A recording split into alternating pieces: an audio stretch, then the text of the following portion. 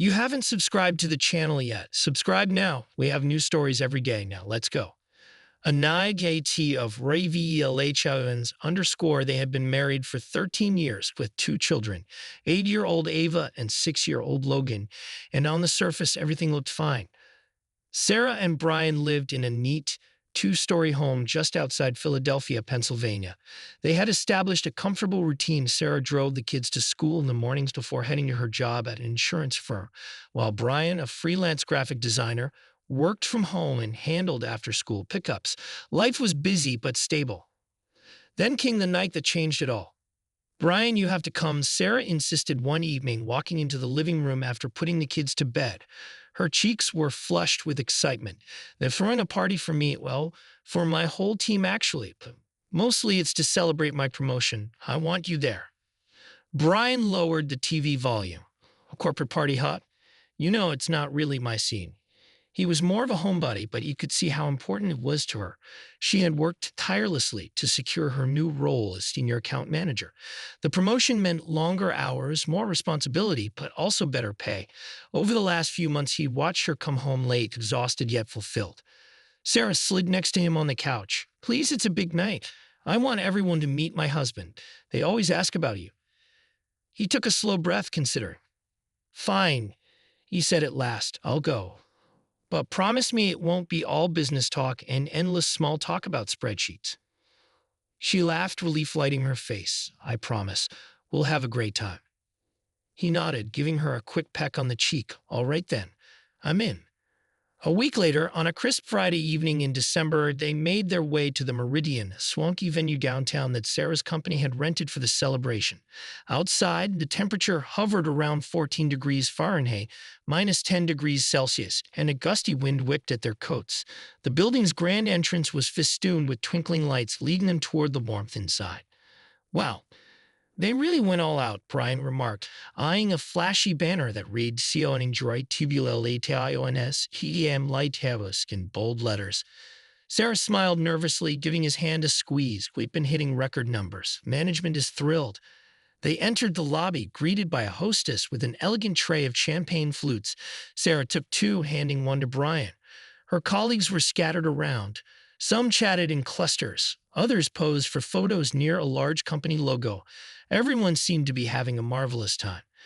Within minutes, Sarah was swept away by a circle of coworkers offering hugs and congratulations. Coworker number 1, grinning. "Sarah Lawson, the newest senior account manager in the building. Nicely done." Sarah, flushing with pride. "Thanks, Don. Couldn't have done it without the team." Brian lingered beside her, returning polite nods as introductions flew.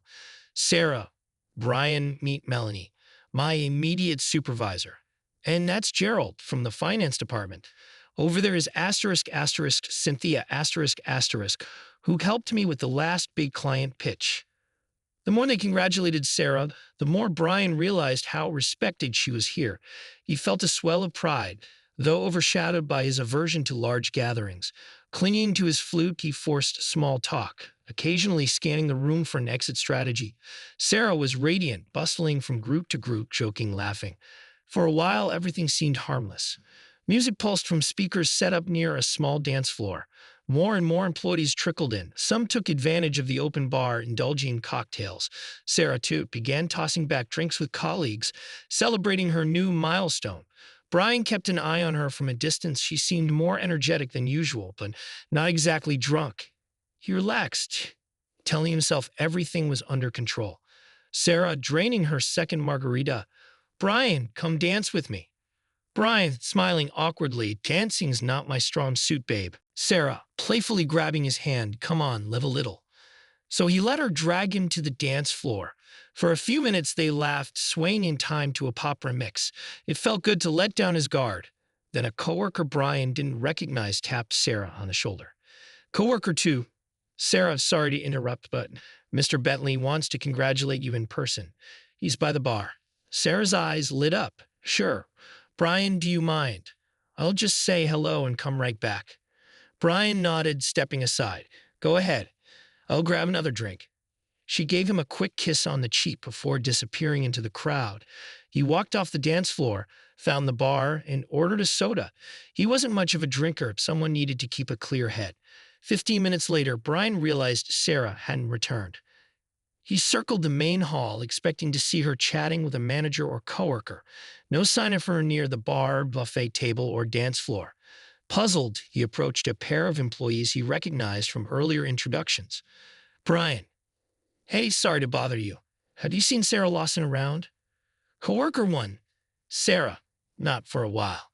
Maybe she stepped outside for fresh air. He ventured to the lobby empty. Then another coworker, a woman named Heidi, spotted him looking around. Heidi smirking, looking for your wife. Brian, yes, do you know where she went? Heidi, raising an eyebrow. I believe she's with someone in one of the private rooms. Third door down that hallway. She gave him a pointed, knowing smile, as if revealing a secret. They took off about 5 minutes ago. Suspicion flared in Brian's chest. The way Heidi smirked unsettled him. Brian, uneasy. Which hallway? Heidi, straight down there. She paused, tone dripping with insinuation. Let me guess, you didn't know about them. Brian's stomach twisted. Them, but she merely shrugged and turned away, offering no further explanation. He marched toward the corridor, each step fueling his worry. What's going on, Sarah? He muttered to himself. Outside the third door, he paused, hearing muffled voices inside. Pressing his ear to the door, Brian's heart thundered. He recognized Sarah's voice, hushed and tense. Sarah, inside the room, agitated. Are you insane? My husband is here. This is so risky. Male voice, a low chuckle, as if that's ever stopped us before. Brian's blood ran cold. He turned the doorknob, locked. Without a second thought, he gave it a forceful shove with his shoulder. The cheap lock gave way. The door burst open.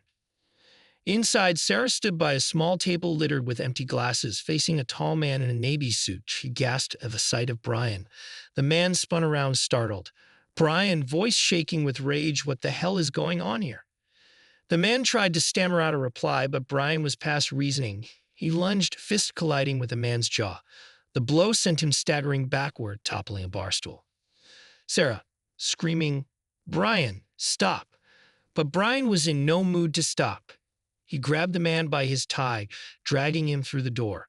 The corridor was empty, but soon bystanders began poking their heads around corners, eyes wide. Male voice, groaning, Sarah, help.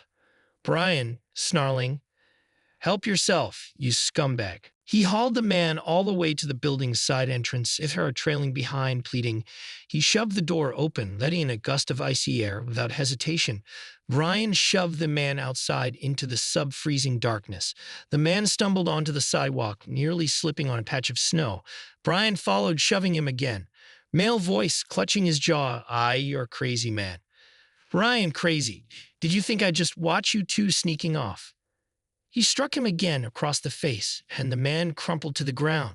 Onlookers from the party filtered outside, some shivering in the bitter cold, yet none rushing to intervene. Instead, many smirked or whispered among themselves, almost as if they'd expected something like this to happen. Sarah rushed out, hugging her coat around her body. Brian, stop it. You're hurting him. She knelt by the man, torn between concern and sheer panic. Brian, voice thick with betrayal. You should have thought of that before sneaking around with him. In front of everyone. You're humiliating me. He turned, noticing the crowd. Some snickered, some sipped their drinks with mild curiosity. Heidi, the coworker who had clued him in, just leaned against a railing, arms folded, an amused twist on her lips. Heidi, dryly, well, guess you found them. Brian realized then, with a sickening jolt, that these people had known something was going on. The expression on their faces said it all. They weren't particularly shocked, just entertained. An uncomfortable hush settled over the parking lot. Eventually, a manager or security guard stepped in, separating Brian from the dazed man on the ground. Sarah begged Brian to calm down. The man didn't say another word, pressing a hand against his bleeding lip. Livid, humiliated, Brian spat on the pavement. Brian, raising his voice, I'm done with this place. Sarah, we're leaving. Now. She hesitated, looking torn. The bystanders parted as Brian stormed back inside to fetch his coat. Sarah followed him closely, tears on her cheeks. He realized the entire party must have heard or seen the scuffle. A swirl of anger, heartbreak, and shame weighed on him as they rode home in stunned silence. That night, after dropping Sarah off, Brian slept in the guest room. They barely spoke. In the morning, the argument began, subdued at first, then exploding to accusations and tears. Brian, explain. I want the truth. Sarah, sobbing. I swear we never. That was just a colleague, Michael. He keeps flirting with me, trying to push my boundaries. I told him no 100 times. Please believe me. Ryan, so you hide in a private room, telling him my husband is here like you've done it before. He said, that's never stopped us before. Are you calling that a random joke? Her cheeks burned red. He was just being cocky. We've never. She broke off, struggling for words. I might have let him flirt, but I never crossed that line physically. God, Brian, you have to trust me. Brian, voice trembling. How can I trust you now? I saw the way your coworkers looked. They knew. They were smirking.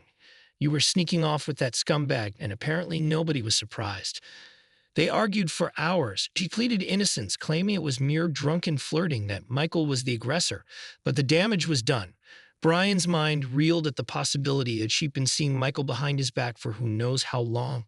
Even if she was telling the truth and nothing had happened yet, her secrecy and his insinuations revealed a deeper breach of loyalty. Eventually, Brian said the words neither of them thought they hear.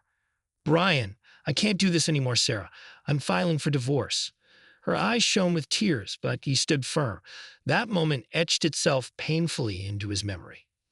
The LEJL Steepius. Within a week, Brian had spoken to a lawyer, initially seeking advice about the altercation at the party.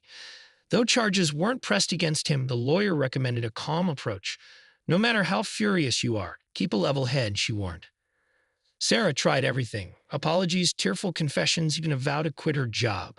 But Brian was resolute. You humiliated me in front of everyone. I can't unsee it. Meanwhile, rumors spread around her workplace. Michael, too, faced scrutiny, though the firm mostly turned a blind eye to the personal drama.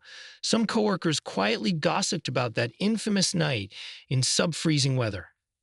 Ava and Logan, the children, sensed the tension, though they didn't fully grasp why Dad stopped sleeping in the same bedroom as Mom. Are you mad at Mommy? Ava asked one afternoon. Brian forced a smile. It's complicated, sweetheart. The divorce moved rapidly by typical standards, partly due to Brian's determination and Sarah's reluctant compliance. She insisted she had never physically cheated, but the emotional betrayal was enough for him. He needed out. Sarah, near tears. Brian, it was a mistake to talk to Michael privately. I panicked. He cornered me. I swear I never slept with him. Brian, voice hollow. Even if I believed you, the trust is gone. I can't live with that doubt. They decided on joint custody for the kids. Brian moved out first, renting a modest apartment across town, while Sarah remained in the family home temporarily until they settled on splitting assets. The heartbreak was immense, but the sense of betrayal loomed larger. Michael tried reaching out to Sarah a few times, according to her tear-streaked confessions, but she ignored him. None of it mattered to Brian anymore. He'd lost faith in her, in the marriage, in their future together. EPILOGV. The final divorce decree was signed a few months later in a small office in downtown Philadelphia. The tension in the room was suffocating. Brian could barely meet Sarah's eyes. She sat there quietly, wringing her hands, an air of regret on her face. The attorneys exchanged pleasantries, had them sign the paperwork, and just like that, 13 years dissolved. Outside the office, Sarah stood on the sidewalk, hugging her coat against the cold. Brian, she began softly. I'm sorry. It was all she could say. He nodded, swallowing hard, then walked away, tucking the envelope of legal documents under his arm. That night, as the city lights sparkled against a winter sky, Brian sat alone in his new apartment. He thought of their 2 children, how he'd split time with them, how holidays would be arranged. He remembered that fleeting moment of happiness on the dance floor, Sarah's warm laughter in his ear, and how quickly it all collapsed. In the end, the drunken flirtations, the coworkers' smug insinuation, and the scornful stares of those onlookers had proven that sometimes a single night can unravel over a decade of shared life. In the hush of the quiet apartment, Brian felt relief that the toxic confusion was done, but also a deep sadness for the family that once was. He stared out the window at the snow-covered streets, letting the finality of it all settle in.